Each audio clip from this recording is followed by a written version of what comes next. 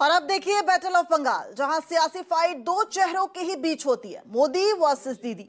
लेकिन बीजेपी के लिए बंगाल में चुनौती सिर्फ दीदी नहीं है, बल्कि ममता बनर्जी का सामना करने से पहले बीजेपी को पार्टी के भीतर तगड़े तौर पर चल रही गुटबाजी से निपटना पड़ेगा। प्रधानमंत्री के बंगाल दौरे ने आज पार्टी में एकजुटता की कलई खोल के रख दी।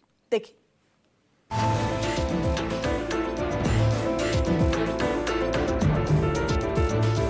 टीएमसी যাবে তবেই আসল পরিবর্তन আসবে। बिहार में 25 तो बंगाल में 26 की लड़ाई, जिसके लिए बीजेपी अभी से कमर कस चुकी। शुक्रवार को पीएम मोदी पहले मोतिहारी पहुंचे तो शाम को पश्चिम बंगाल के दुर्गापुर पहुंचे। यहां पीएम मोदी ममता दीदी पर जमकर बरसे। पीएम मोदी बोले, टीएमसी जाएगी तभी आएगा असली परिवर्तन। बंगाल में अब खुलकर मोदी वर्सेस दीदी हो गया है। पश्चिम बंगाल में क्या हो रहा है?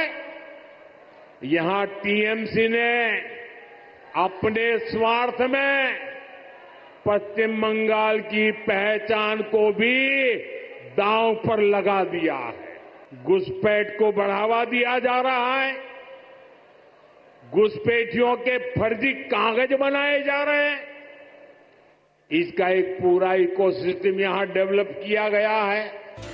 पीएम मोदी ने बंगाल के लोगों से कहा है कि एक बार बीजेपी को मौका दीजिएगा, क्योंकि टीएमसी के जाने के बाद ही बंगाल की तस्वीर और तकदीर बदलेगी। लेकिन बंगाल में बीजेपी की राह आसान नहीं दिखाई देती। इसकी सबसे बड़ी वजह बंगाल बीजेपी में गुटबाजी को माना जा रहा है, और इसकी झलक शुक्रवार को पीएम मोदी की जनसभा में भी दिखाई दी। शुक्रवार को प्रधानमंत्री नरेंद्र मोदी ने दुर्गापुर में जनसभा को संबोधित किया। बंगाल बीजेपी के तमाम बड़े नेता मंच पर दिखाई दिए, लेकिन एक ऐसा नाम था जिन्हें ना निमंत्रण मिला था, ना ही वो मंच पर दिखाई दिया। इससे बंगाल बीजेपी में गुटबाजी के कयासों को और बढ़ा दिया है। वे नाम है बंगाल के पूर्व प्रदेश अध्यक्ष दिलीप घोष का, जिनका लेकर कई तरह के कयास अब लगाए जाने शुरू हो चुके हैं। दिलीप घोष बंगाल के ऐसे नेता हैं जो साल 2015 से 2021 तक पश्चिम बंगाल बीजेपी के प्रदेश अध्यक्ष रहे। 2019 के लोकसभा चुनाव में पार्टी को 18 सीटें दिलाने में महत्वपूर्ण भूमिका निभाई। हालांकि 2021 के विधानसभा चुनाव में हार और 2024 के लोकसभा चुनाव में सीटों की संख्या कम होने के बाद उनकी स्थिति कमजोर हुई। 2024 में दिलीप घोष को मेदिनीपुर से हटाकर दुर्गापुर वर्धमान सीट से चुनाव लड़ने के लिए भेजा गया, जहां वो हार गए। इसके बाद उन्हें संगठन में कोई महत्वपूर्ण पद नहीं दिया गया, जिससे उनकी नाराजगी बढ़ी। घोष ने सार्वजनिक तौर पर कहा कि बीजेपी में बाहर से आए नेता पार्टी पर कब्जा करने की कोशिश कर रहे हैं। टीएमसी से आए शुभेंदु अधिकारी और सुकांत मजूमदार जैसे नेताओं के साथ उनके रिश्ते तनावपूर्ण रहे।